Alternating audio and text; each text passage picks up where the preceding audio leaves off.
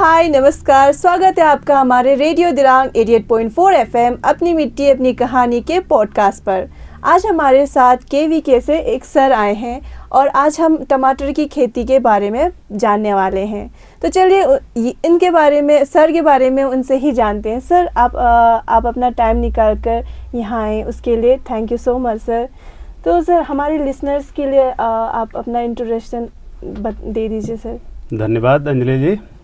सबसे पहले मैं सभी श्रोताओं को अपनी तरफ से धन्यवाद करना चाहता हूं और वेलकम करना चाहता हूं। मैं भी इस प्रोग्राम में तीसरा या चौथी बार जो है इस 88.4 एफएम दिरांग में आया हूं, जो कि बीच बीच में कुछ हम एग्रीकल्चर रिलेटेड जो लेटेस्ट एक्टिविटी है उसके बारे में डिस्कस करने के लिए।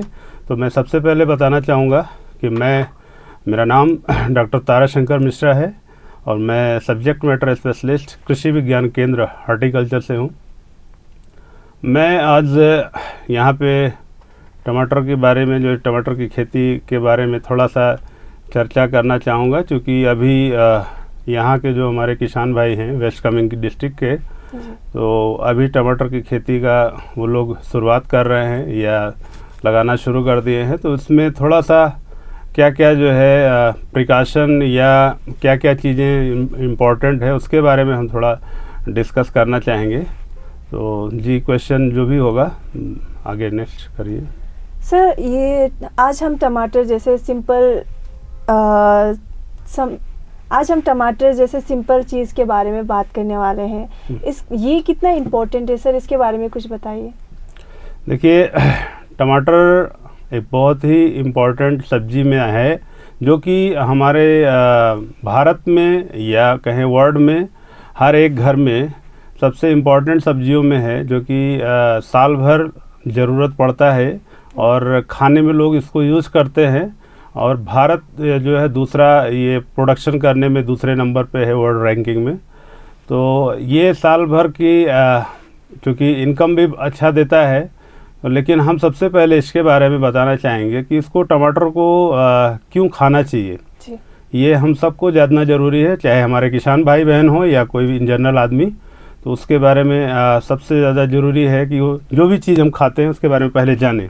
तो टमाटर एक ऐसा आपका सब्जी है जो कि इसमें एक एंटी ऑक्सीडेंट जो कि लाइकोपिन नाम का होता है, जो हमारे जो शरीर में कैंसर को रोकता है।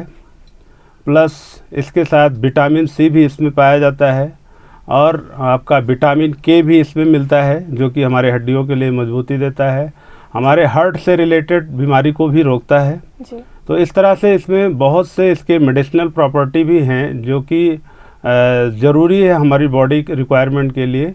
तो हमें टमाटर सब्जियों में हर टाइम, हर मतलब सुबह शाम में जब भी अपना हम लोग चाहे सलाद के रूप में या खाने डायरेक्ट सब्जी के रूप में यूज़ करते हैं, तो यूज़ करते रहना चाहिए। लेकिन अभी जो कंडीशन चल रहा है उसको डिस्कस करना ज़रूरी है, क्योंकि अभी हमारे वेस्ट कामेंग डिस्ट्रिक्ट के जितने किसान भाई बहन हैं इसमें दवा का यूज़ ज़्यादा करते हैं। हम स्पेशली आज जो हमारा आने का पर्पज़ है यही फोकस करना चाहेंगे, हम यही बताना चाहेंगे उसको। हम अभी इसके बारे में डिटेल थोड़ा करेंगे, तो हम श्रोतागण को जितने भी हैं सबको बताएंगे कि ये अपना भी जाने और लोग जो भी हैं उनसे जुड़े उनको उनके बारे में बताएं कि जो दवा उस पर यूज़ की जा रही है वो हमारे शरीर के लिए कितना हानिकारक है। क्योंकि टमाटर तो हर एक सब्जी में, हर एक खाने में, सलाद के रूप में हर तरह से यूज़ करते हैं। तो हम सुबह शाम यूज़ कर रहे हैं तो कहीं ना कहीं हम पॉइजन ले रहे हैं। तो टमाटर ज़रूरी है हेल्थ के लिए खाना, लेकिन जब उसको हम क्या नाम है आपको हेल्दी रहने ही नहीं देंगे टमाटर को, तो हमारी बॉडी को भी अनहेल्दी कर देगा। तो इसके बारे में हम और डिटेल करेंगे। अभी सबसे पहले यही मेरा परिचय, उसके बाद में अगला क्वेश्चन जो भी आता है। सर, टमाटर की खेती इंडिया में कितनी इम्पोर्टेंट है? टमाटर की खेती हमारे भारत में बहुत ही इम्पोर्टेंट है, क्योंकि ये सबसे मतलब कम टाइम में प्रोडक्शन होने वाला सब्जी है और ये हमें लगभग 70 से 75 दिन में रेडी हो जाता है। और इसका जो सीज़न में हम मतलब एक खरीफ होता है, एक रबी होता है। मतलब 2 सीज़न में आसानी से उगा सकते हैं, ऐसी ऐसी वैरायटियाँ डेवलप हैं। तो ये होल ईयर आपको प्रोडक्शन दे सकता है और कम से कम टाइम में आपको इनकम ये आपको देता है। और ये खाने में चूँकि दोनों टाइम में यूज़ होता है तो इसलिए इसका होल ईयर डिमांड रहता है। तो इसकी वजह से हमारे इंडिया में हर एक फार्मर्स के लिए और जो कंजप्ट करते हैं उनके लिए भी ये हर तरह से इम्पोर्टेंट है। तो सर एक अच्छा टमाटर उगाने के लिए सबसे ज़रूरी चीज़ क्या होती है? एक अच्छा टमाटर उगाने के लिए सबसे अच्छी चीज़ है आपका जो मिट्टी है वो हेल्दी होना ज़रूरी है। न्यूट्रिएंट पार्ट उसमें अच्छा होना पड़ेगा और उसके साथ साथ प्रॉपर धूप भी ज़रूरी होता है, क्योंकि प्लांट्स को हेल्दी होने के लिए धूप का बहुत बड़ा रोल होता है। तो 6 to 8 आवर्स का जो धूप मिल जाए अगर दिन भर में, तो उसके लिए फ्रूट के मतलब जो टमाटो की खेती है उसके लिए सफिशिएंट है। कौन से सीज़न में टमाटर सबसे बेस्ट होती है? टमाटर वैसे तो 2 सीज़न में खरीफ और रबी जो मैं बोल रहा हूँ, खरीफ मतलब जो हो गया बारिश का टाइम, उस टाइम में उगाते हैं, और रबी सीज़न आपका ठंडे का टाइम में होता है। तो यहाँ के कंडीशन में दोनों टाइम में अच्छा होता है। सब जगह का थोड़ा सा क्लाइमेट अलग है, सॉइल भी अलग है। जैसे प्लेन्स एरिया में ज़्यादातर रबी सीज़न में टोमेटो का प्रोडक्शन अच्छा होता है, बट हिल एरिया में खरीफ और रबी, क्योंकि खरीफ में बारिश अच्छा मिल जाता है और क्या नाम है रबी सीज़न में आपका बारिश की इतनी ज़रूरत नहीं होती, क्योंकि उस समय ठंडी पड़ती है, तो टोमेटो उस सीज़न में भी हो जाता है। लेकिन ओवरऑल जो हमारे वेस्ट कामेंग डिस्ट्रिक्ट का है वो खरीफ सीज़न में ज़्यादा फोकस करते हैं, जो ये सीज़न बेस्ट है। और टाइमिंग देखा जाए तो अभी मार्च में नर्सरी करके और अप्रैल में प्लांटिंग शुरू कर देते हैं, ट्रांसप्लांटिंग बेस्ट टाइम है इसको लगाने का। अगर आप रबी सीज़न में करते हैं तो सितंबर में आपका सितंबर लास्ट तक या अक्टूबर फर्स्ट वीक तक ट्रांसप्लांट करने के लिए हो जाता है। तो ये दोनों टाइमिंग बेस्ट है टोमेटो की खेती के लिए। सर बीज से लेकर हार्वेस्टिंग तक का पूरा प्रोसेस थोड़ा सिंपल में समझाइए ना सर। बिल्कुल बिल्कुल, हम इसके बारे में बहुत ही इम्पोर्टेंट चीज़ बताना चाहेंगे। जैसा कि क्वेश्चन बहुत ही अच्छा है, मैं ये कहना चाहूँगा कि सबसे पहले आपको इसमें सबसे चीज़ इम्पोर्टेंट होता है सिलेक्शन ऑफ सीड्स, कि सीड आप कहाँ से लेते हैं, क्या लेते हैं। क्योंकि कभी कभी जो है आपको सीड क्वालिटी अगर अच्छा नहीं मिलता है तो आप जैसे ही उसको फर्स्ट स्टेप क्या होता है, सीड को आपने लिया उसके बाद उसको नर्सरी के लिए ले जाते हैं, क्योंकि विदाउट नर्सरी इसको नहीं करते, डायरेक्ट सोइंग नहीं करते हैं। इसको पहले नर्सरी तैयार करते हैं, 25 डेज़ का जब ये हो जाता है तब उखाड़ के फिर इसको ट्रांसप्लांट करते हैं। तो उसके टाइम में अगर आप सीड अच्छा क्वालिटी का नहीं लेते हैं तो आपको वहीं से जैसे आपने सीड को डाला बेड में लगाने मतलब उसको उगने के लिए, वहीं से प्रॉब्लम शुरू हो जाता है। ये स्टार्टिंग चीज़ है। तो सबसे अच्छी क्वालिटी का सीड लेने के लिए आपको, अगर आप प्राइवेटली लेते हैं, प्राइवेट कहीं से किसी भी दुकान से लेते हैं, तो उसका पूरा डिटेल पढ़ना ज़रूरी था, जो कि पैकेट्स के पीछे लिखा होता है। जर्मिनेशन परसेंटेज कितना है, एक्सपायरी डेट क्या है, और ये भी सबसे ज़्यादा इम्पॉर्टेंट है कि कौन सी कंपनी आप ले रहे हैं।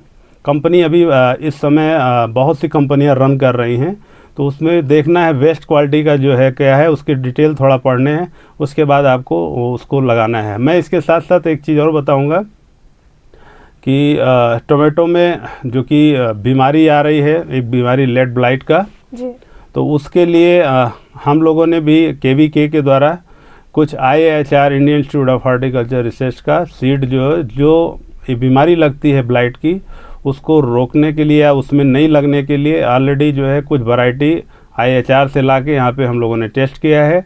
और वो टेस्ट का बाद हम लोगों ने 3 से 4 वैरायटी टेस्ट किया, जिसमें अर्का अभेद वैरायटी जो है सबसे बेस्ट है, उसका परफॉर्मेंस बेस्ट है।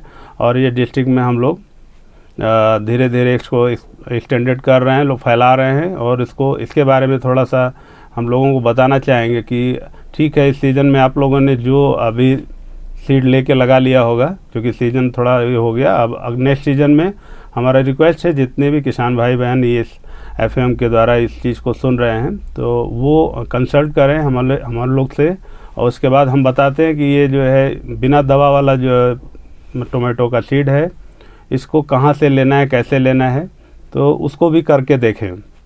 तो फर्स्ट पार्ट हो गया आपका सीड का। सेकंड जो है, इसमें आपको देखना है, अगर आपने इधर से या कहीं से पुराना सीड लेके किया है, तो इसमें सबसे पहले क्या करना, लगाने से पहले सीड को ट्रीटमेंट करना है, सीड को ट्रीट करना है, क्योंकि हमारी मिट्टी में बहुत सी बीमारियां होती हैं पहले से ही। आप जैसे ही उसको फील्ड में लगाएंगे, सीड को डालेंगे, तो बीमारी आने का चांसेस होता है। तो इसके लिए आपको कुछ दवाएं हैं जो कार्बेंडाजिम या थीरम करके आता है, उसको सीड को ट्रीट करना है। पहले दवा से ट्रीट करना है, 2 से 3 ग्राम पर केजी के हिसाब से होता है।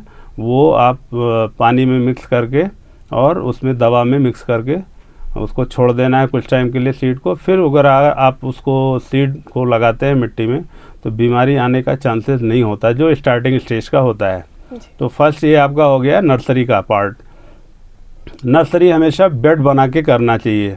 बेड मीन्स कि हमारा जो बेड होगा वो हमेशा ज़मीन नॉर्मल फील्ड से थोड़ा सा ऊंचा करके बनाते हैं, 15 सेंटीमीटर जैसे हाइट का।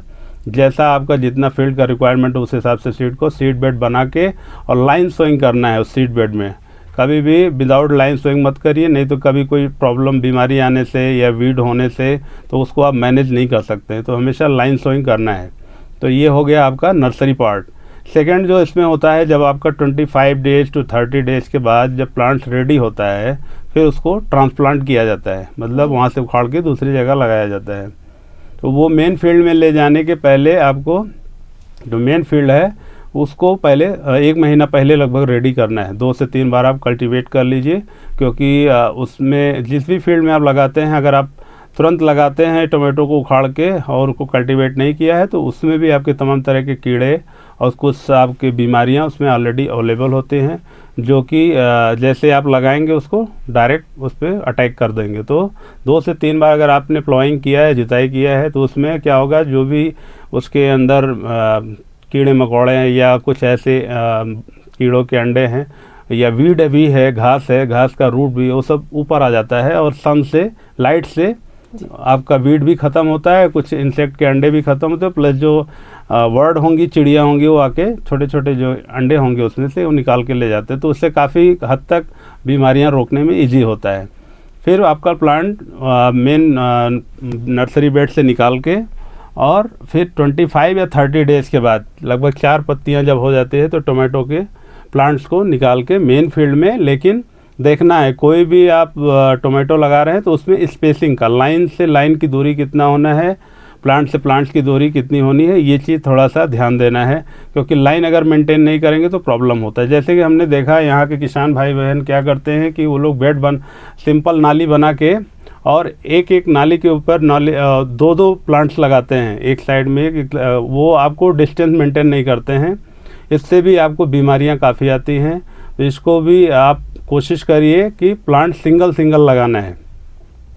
ये हम टोमेटो के बारे में अभी अर्का अभेद वैरायटी के बारे में मैंने बताया, इस प्लांट को स्पेशली जो है एक डिस्टेंस के साथ 75 सेंटीमीटर की लाइन से लाइन की दूरी और 45 सेंटीमीटर प्लांट से प्लांट की दूरी पे लगाना है। सिंगल प्लांट लगाइए, एक बेड पे आप 2-2 प्लांट मत लगाइए, अदरवाइज उसमें बीमारियां आएंगी और आपका प्लांट भी वीक होगा, कमज़ोर होगा, क्योंकि उसका खाना 2 जगह में बढ़ जाएगा। और इसके साथ सबसे इम्पोर्टेंट चीज़ मैं बताना चाहूँगा कि एक ही फील्ड में आप हर सीज़न में या हर साल एक ही फील्ड में बार बार टोमेटो की खेती नहीं करें, क्योंकि उसमें बीमारियां आने का पूरा चांसेस होता है। ये अगर आप एक फील्ड में कर रहे हैं, फिर आप अगले सीज़न में दूसरे फील्ड में करें, क्योंकि बीमारियां आती हैं। तो इस पैटर्न को हम लोग क्रॉप रोटेशन बोलते हैं। क्रॉप रोटेशन करना बहुत ही इम्पोर्टेंट है। तो आप सीड सोइंग हो गया, इसके बाद हो गया स्पेसिंग, जो लाइन मेंटेन करना है। थर्ड जो है इरिगेशन है, टाइम टू टाइम। तो वेस्ट कामेंग डिस्ट्रिक्ट में जो हमारे फार्मर्स हैं, ये ज़्यादातर आपको मतलब रेन के ऊपर ही डिपेंडेंट है, बारिश के हिसाब से ही होता है। यहाँ पे अलग से सिंचाई के लिए का मतलब फील्ड, टोमेटो फील्ड को कुछ अलग से व्यवस्था नहीं देते हैं, तो उतना सफिशिएंट है। खरीफ सीजन में चूँकि बारिश अच्छी होती है तो पानी का तो कोई इशू नहीं है।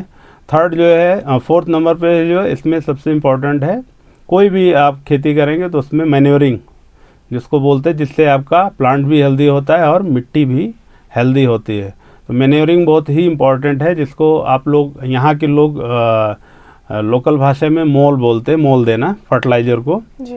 तो कोशिश करिए कि जो आप लोग लोकल मेथड का जो भी फर्टिलाइज़र बना के, देसी कंपोस्ट खाद का या आप बर्मी कंपोस्ट या जो भी है इस तरह का काऊ का मतलब कंपोस्ट हो या आपका सिप का हो या जो भी इस तरह का है लोकल मेथड का जानवर से निकलने वाला या जो पत्तियों को सड़ा के जो भी है, इस सब चीज़ों को खेती में ज़्यादा से ज़्यादा डालने की कोशिश करना है। अभी गवर्नमेंट ऑफ इंडिया की तरफ से अभी लेटेस्ट जो है लो बैलेंस फर्टिलाइज़र का अभी एक तरह का प्रोग्राम भी चल रहा है पूरे देश में। तो हम किसान भाई बहन को ये अपील करेंगे कि स्पेशली जो ज़्यादा फर्टिलाइज़र केमिकल फर्टिलाइज़र पर ज़्यादा डिपेंडेंसी है उसको कम करना है और आप जितना भी हो सके सेल्फ जो फर्टिलाइज़र बना सकते हैं देसी मेथड का या इसके साथ साथ ऑर्गेनिक फर्टिलाइज़र जो मार्केट में अवेलेबल हो, बायो फर्टिलाइज़र्स हैं, ये सबको आप मिट्टी में दे के प्लांट्स को हेल्दी बना सकते हैं। तो ये एक इम्पॉर्टेंट पार्ट है। इसके साथ आप जो सबसे इम्पॉर्टेंट पार्ट है इसमें वो लास्ट का कि आप इसमें कहीं कोई बीमारी तो नहीं आ रहा है।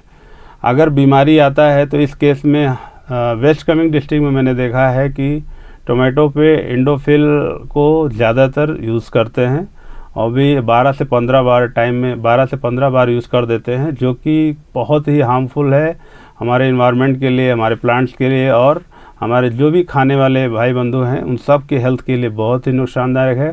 तो क्वांटिटी कितना डालना है और किस किस स्टेप में डालना है वो थोड़ा सा फार्मर भाई हम चाहेंगे कि डिपार्टमेंट से भी हमारे केवी के में भी आके वो कंसल्ट कर लें या बाय टेलीफोनिक भी कंसल्ट करके किस किस स्टेज में कितना डालना है, तो शायद इतना क्वांटिटी नहीं डालना पड़ेगा। अदरवाइज़ जो टोमेटो को इंडोफिल से नहला के मार्केट में लेके आते हैं वो खाने के बाद तो बीमारियां बढ़ ही रही हैं, लेकिन एक दिन हालात ऐसे हो जाएं कि हर घर में लगभग 10 में 7 या 8 लोग बीमार ही मिलेंगे। तो मेरा ये रिक्वेस्ट है स्पेशली जो टोमेटो की खेती करते हैं वो इस तरह की जो दवाएं यूज़ कर रहे हैं उस पर थोड़ा सा ध्यान देना है। और टोमेटो में लास्ट स्टेज जो होता है वो होता है आपका हार्वेस्टिंग। टोमेटो को तोड़ने के समय थोड़ा सा जो यहाँ का लोकल या हाइब्रिड वैरायटी दूसरा जो यूज़ करते हैं फार्मर जनरली रॉकी और चिरंजीवी क्या क्या वैरायटियाँ हैं सब यूज़ करते हैं। तो उस केस में वो जो भी हार्वेस्टिंग करते हैं हार्वेस्टिंग से पहले ही इंडोफिल को डालते हैं, जो कि गलत है, उसका कोई मीनिंग नहीं है। तो हम रिक्वेस्ट करना चाहेंगे कि कभी भी हार्वेस्टिंग के पहले दवा उसमें खेती में नहीं डालें, क्योंकि उसको कहीं ना कहीं आपका टोमेटो जितनी बार आप डालते हैं टोमेटो जो है दवा को एब्जॉर्ब करता है और वो आप छील के खाएं, उबाल के खाएं, लेकिन कहीं ना कहीं वो आपके शरीर में कुछ ना कुछ परसेंटेज में जाता है और वो फिर धीरे धीरे आपकी बॉडी को टॉक्सिक बनाता है। तो ये कुछ इम्पॉर्टेंट पार्टें हैं, मतलब इम्पॉर्टेंट पार्ट है जो कि आपको सोइंग से लेके और हार्वेस्टिंग तक हो गया है। और इसमें और कुछ ऐसा नहीं है, हमारे किसान भाई बहन पहले से ही करते आ रहे हैं। उनसे एक यही रिक्वेस्ट है कि वो सिंगल प्लांट्स लगाने की कोशिश करें। डबल प्लांट एक ही रो पे लगाने से बहुत ही प्रॉब्लम होगा, प्लांट्स भी वीक होता है और आपको बीमारियां भी ज़्यादा आती हैं। जी धन्यवाद अंजलि जी। और कुछ क्वेश्चन? सर, ये अभी आपने बताया था कि बीमारी फैलती है, वो जो बीमारी क्या फलों के लिए है या फिर लोगों के लिए? नहीं, जो एक्चुअल में बीमारियां होती हैं सब आदमियों के लिए बीमारी जो होती है वो अलग बीमारी होती है और जानवरों की बीमारी अलग होती है और पौधों की बीमारियां अलग होती हैं। तो पौधों में जो बीमारी है क्योंकि हम आज जो डिस्कस कर रहे हैं वो पौधों के बारे में ही कर रहे हैं। ये बीमारी हमारी जो है ब्लाइट के नाम से आती है जी। इसमें अर्ली ब्लाइट और लेट ब्लाइट होता है। तो इसको बोलते हैं अगेती झुलसा और पछेती झुलसा। तो अर्ली ब्लाइट हो गया आपका जो लगता है ज़्यादातर पोटैटो में, आलू में, और ये आपको क्या नाम है, ये बीमारियाँ एक्चुअल में आपको 4 से 5 तरह की होती हैं जी। एक होता है आपका इंसेक्ट से, जो कीड़े से। तो कीड़ा जो है ऑलरेडी वो आपको दिखता है जी। वो प्लांट्स को काटेगा, फ्रूट को डैमेज करेगा, तो वो एक बीमारी वो हो गया आपका जो कीड़े द्वारा नुकसान किया जाता है। दूसरा हो गया आपका फंगस। फंगस का जो है मतलब फंगस मतलब हो गया कि वो वहाँ पे कॉटन की तरह ऐसे ही वाइट कलर का हो जाएगा और फिर वो धीरे धीरे वहाँ से फैलता है। तो वो बीमारी आपको बोलते हैं फंगस वाला। थर्ड हो गया बैक्टीरिया वाला बीमारी जी। ना, बैक्टीरिया का बीमारी, जो कि हम ऐसे आँख से देख के नहीं बोल सकते हैं कि ये बैक्टीरिया भी, बट ये है कि उसके कुछ सिम्टम हैं, अगर वो देख के हम लोग पहचान सकते हैं कि हाँ ये बीमारी इसमें लगा है। कभी कभी हम लोग को भी नहीं कंफर्म होता है, तो थ्रू लैब कंफर्म कराना पड़ता है। चौथा जो है वायरस की बीमारी होती है जी। तो वायरस की बीमारी जो कि आपको सिर्फ फिजिकली ये बता देगा कि हाँ उसमें क्या होगा कि प्लांट्स टेढ़ा मेढ़ा हो जाता है, उसकी पत्तियां सिकुड़ जाती हैं, तो मतलब ये पता चल जाता है कि ये वायरस की बीमारी है। तो सबके लिए, हमारे किसान भाइयों बहनों को मैं स्पेशली बताना चाहूँगा कि ये सबके लिए अलग अलग दवाएं हैं। ये नहीं कि आपको कीड़ा लगा है तो आप फंगस वाली बैक्टीरिया वाली दवा डाल दें, और आपका वायरस लगा है तो आप फंगस वाली दवा डाल दें, ऐसा नहीं है, सबकी अलग अलग दवाएं हैं। और टोमेटो में स्पेशली सिर्फ मैं बार बार बता रहा हूँ कि ब्लाइट की जो बीमारी है जी। वो उसको रोकने के लिए अभी सबसे बेस्ट तरीका है कि हम जो अभी नई वैरायटियाँ, रेसिस्टेंट वैरायटी जो है, जो कि वो बीमारी को आने ही नहीं दे रहा है, उसका नाम अर्का अभेद है, उसको फार्मर्स लगाने की कोशिश करें धीरे धीरे। और वो उसमें कहीं से भी घबराने की ज़रूरत नहीं, क्योंकि उसका प्रोडक्शन भी जो हम और फार्मर्स लोग जो और लगाते हैं वैरायटियाँ, उससे जस्ट डबल है जी। तो उसमें भी लॉस होने का भी कोई चांसेस नहीं है। तो हम फार्मर्स भाई से रिक्वेस्ट करेंगे, जितने भी हमारे किसान भाई वेस्ट कमिंग के हैं, कि अर्का अभेद वैरायटी को कोशिश करना है लगाने के लिए। तभी ये हमारा जो इंडोफिल का अभियान चल रहा है, जो दवाएं आप लोग डाल रहे हैं ज़्यादा से ज़्यादा, इसको थोड़ा हम लोग कम कर सकेंगे। जी। आजकल कौन से नए टेक्निक्स, टेक्नोलॉजी यूज़ हो रहे हैं टमाटर फार्मिंग के लिए? टोमेटो में फार्म मतलब टेक्निक नया कुछ नहीं है। जी। नया मीन्स आपको वैरायटियाँ ऐसी ऐसी हैं जो कि आपको ज़्यादा फैलने वाली हैं या ज़्यादा हाइट में जाने वाली हैं, इस तरह की हैं। ज़्यादा आपको छोटे साइज़ की हैं, मीडियम साइज़ की हैं, और करेक्टर के हिसाब से कोई लॉन्ग जाने वाला है जो कि लंबी वाइन जाती है, उसको आपको सिंपल कहीं ऊपर में टैग कर देना तो वो हाइट में जाता है और मतलब मैक्सिमम फ्रूटिंग देता है। कुछ प्लांट्स ऐसे हैं कि जो आपको विड्थ में, चौड़ाई में होता है, फैलता है, ज़्यादा से ज़्यादा प्रोडक्शन देता है, क्योंकि और इसमें टेक्निक कुछ ऐसा नहीं है। टेक्निक को घुसाने के लिए एक ही तरीका है कि हम लोग इनऑर्गेनिक से ऑर्गेनिक की तरफ घुसें। वही एक नई टेक्निक हो सकती है कि मतलब हम लोग केमिकल्स जो यूज़ करते हैं, फर्टिलाइज़र जो यूज़ करते हैं, केमिकल फर्टिलाइज़र, उसको हम लोग बायो फर्टिलाइज़र में या ऑर्गेनिक फर्टिलाइज़र की तरफ मूव करें, तो वो हमारे लिए नया होगा। वही आज के दौर में सबसे बेस्ट होगा कि जिससे हम प्लांट्स को भी हेल्दी रखेंगे और हेल्थ को भी अच्छा रखेंगे। जी। ऑर्गेनिक वर्सेस केमिकल फार्मिंग में फार्मर्स टमाटर के लिए क्या बेस्ट है? ऑर्गेनिक और इनऑर्गेनिक, एक्चुअल में फार्मर्स को भी, हमारे किसान भाई को ये समझना है कि ऑर्गेनिक में क्या आता है और ऑर्गेनिक में क्या आता है, इनऑर्गेनिक में क्या आता है। ऑर्गेनिक हो गया आपका जो कि विदाउट केमिकल वाला बना है, ठीक है।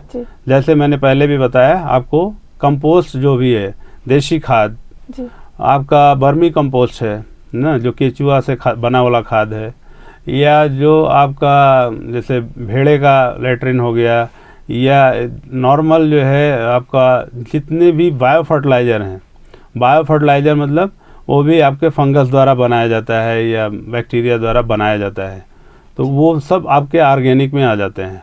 इनऑर्गेनिक क्या हो गया आपका, जो केमिकल्स वाले हैं, जैसे जितने पेस्टिसाइड मैंने बोला ना, इंडोफिल जो दवाएं हैं, रोगार दवाएं हैं, या जितना यूरिया, डीएपी, पोटास ये सब यूज़ करते हैं, ये सब आपका इनऑर्गेनिक है। तो हम मानते हैं कि इनऑर्गेनिक का क्या है, रिस्पॉन्स तुरंत दिखता है। इनऑर्गेनिक का रिस्पॉन्स अच्छा दिखता है, तुरंत दिखता है। ऑर्गेनिक का रिस्पॉन्स स्लो होता है, जस्ट लाइक होम्योपैथ दवा ना, वो धीरे धीरे धीरे धीरे काम करता है। लेकिन सबको, हर आदमी को आज के दौर में फटाफट ना चाहिए, चीज़ें चाहिए, तुरंत चीज़ें चाहिए, तो उसके लिए वो इनऑर्गेनिक पे धीरे धीरे फोकस कर रहा है। लेकिन क्या हो रहा है, उससे प्रॉब्लम क्या हो रही है कि हम इनऑर्गेनिक तो अपना ले रहे हैं, उससे हमारा जो सॉइल है, मिट्टी है, वो ख़राब हो रहा है जी। उसका जो इन्वायरमेंट है वो ऑलरेडी पोल्यूटेड हो रहा है। तो अभी तो ठीक है, तुरंत के लिए प्रोडक्शन बेटर रहेगा, अच्छा होगा, लेकिन आने वाली पीढ़ियों, आने वाले जनरेशन के लिए हमारा इन्वायरमेंट भी ख़राब होगा, हमारा हेल्थ भी ख़राब होगा, हमारा मिट्टी भी ख़राब होगा। तो हम ये कहना चाहेंगे, तुरंत के लिए तो अच्छा है इनऑर्गेनिक, तो तुरंत इफेक्ट दिखता है, बट मेरे फार्मर्स से भाइयों से यही रिक्वेस्ट है कि वो ऑर्गेनिक पे, हम नहीं कहते एक बार में आप केमिकल को छोड़ के और मतलब 100% इनऑर्गेनिक पे आ जाइए, बट थोड़ा थोड़ा इनऑर्गेनिक को, ऑर्गेनिक वाले पार्ट को थोड़ा बढ़ाइए, इनऑर्गेनिक को थोड़ा थोड़ा कम करिए, तभी बैलेंस होके और एक प्रोडक्शन नहीं घटेगा और आपका धीरे धीरे ऑर्गेनिक से ही पूरा कवर कर लेंगे। तो आज का दौर ऐसे ही बहुत से ऑप्शन, इसमें एक ऑप्शन है नेचुरल फार्मिंग का, जो कि हमारे फार्मर्स के लिए नया है, लोग नहीं जानते हैं।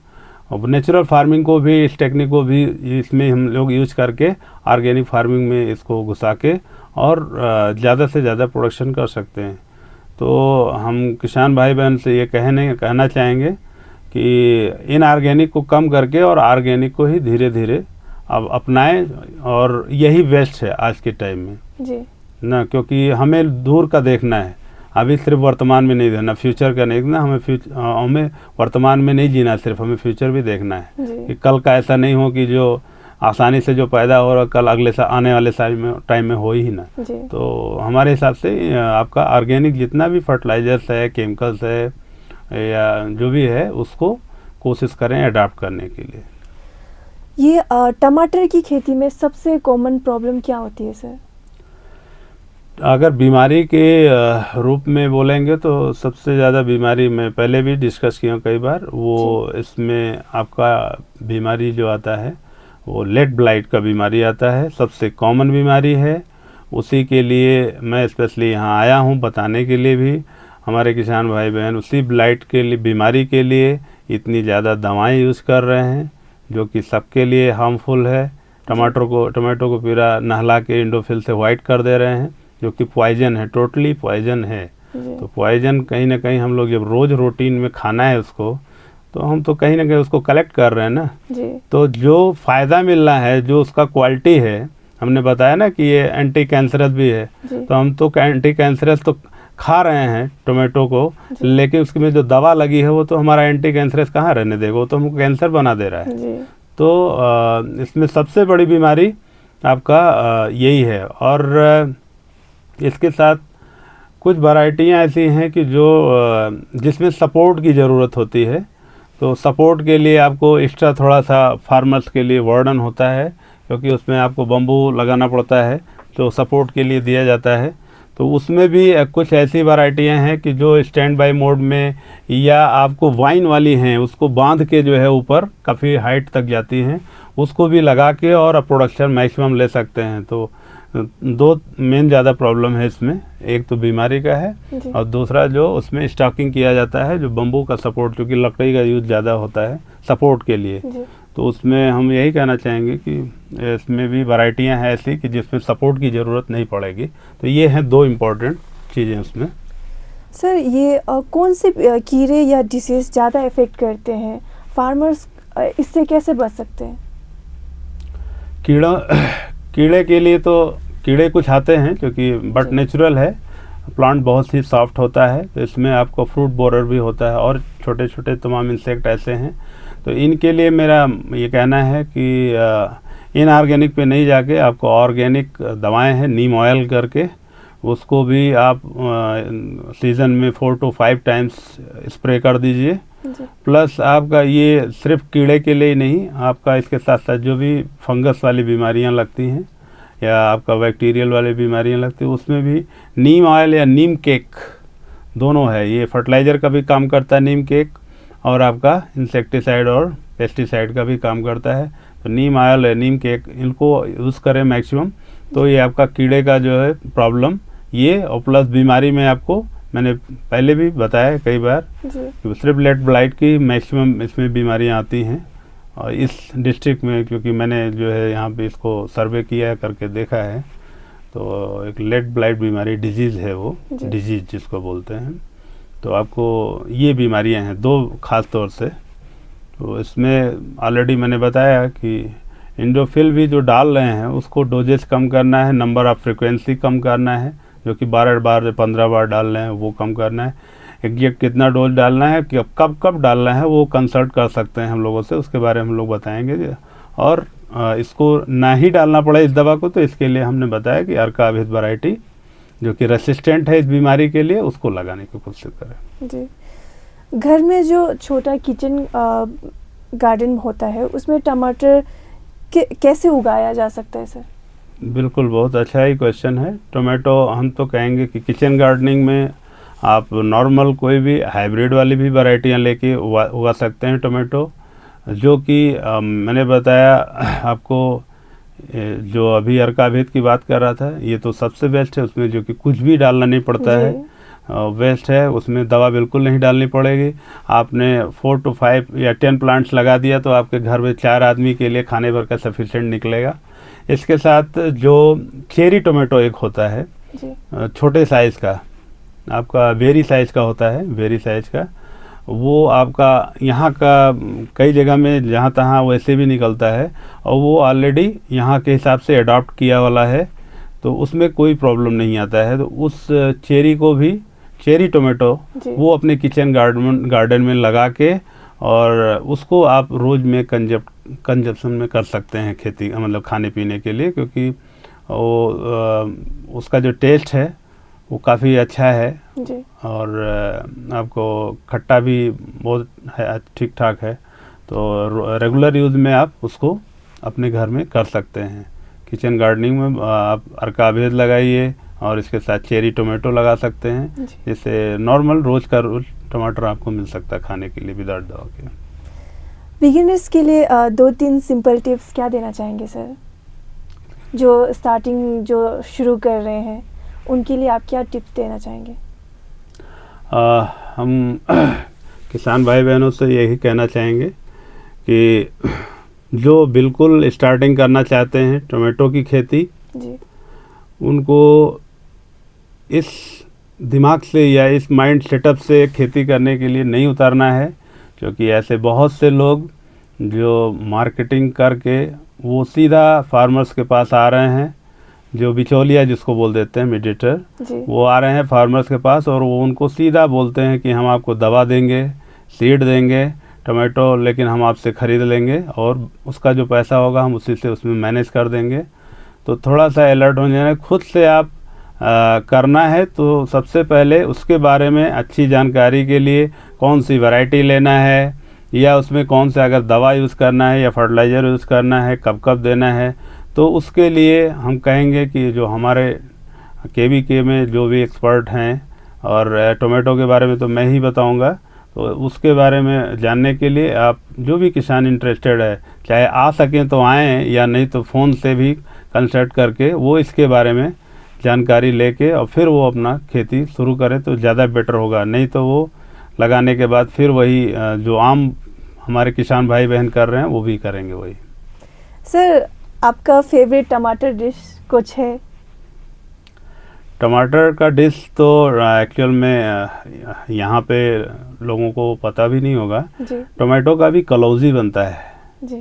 तो टोमेटो को जो है फाड़ के ना, हल्का अनमेच्योर जो टोमेटो होता है, जो राइपनिंग स्टेज में नहीं होता है, उसके अंदर भी जो कलौजी के मतलब मसाले होते हैं उनको फिल करके और वो रोस्ट किया जाता है, उसके बाद वो खाया, तो वो हमको काफ़ी पसंद है। तो इसमें भी टोमेटो के भी तमाम वैल्यू एडेड प्रोडक्ट्स बन सकते हैं, जो कि लोगों को जानना है। इसमें सॉस और चटनी और क्या क्या आइटम बनता है। इसके साथ साथ शादी विवाह में तो आपका जो मैंने बताया कलौजी ना, टोमेटो कलौजी, वो भी लोग मतलब खाते हैं, काफ़ी पसंद करते हैं, मुझे भी काफ़ी अच्छा लगता है।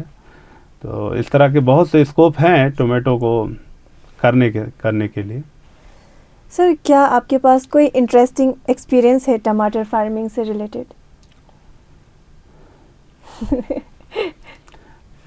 इंटरेस्टिंग स्टोरी टोमेटो का क्या है कि यहाँ वेस्ट कामेंग डिस्ट्रिक्ट में इन जनरल है, मतलब लोग काफ़ी करते हैं। हमारे लिए तो इंटरेस्टिंग यही है कि यहाँ का कंडीशन मैंने देखा तो लोग दवा पे दवा करते जा रहे थे, तो दिमाग में मेरे ये आया और कई लोगों का सुझाव भी था कि क्या ऐसा कुछ किया जाए इसमें कि जिससे हमारे फार्मर्स के लिए बेटर हो, हमारे हेल्थ के लिए अच्छा हो जी। और ये जो दवाएं डाली जा रही हैं एंडोफिल, इसको कैसे कम किया जाए।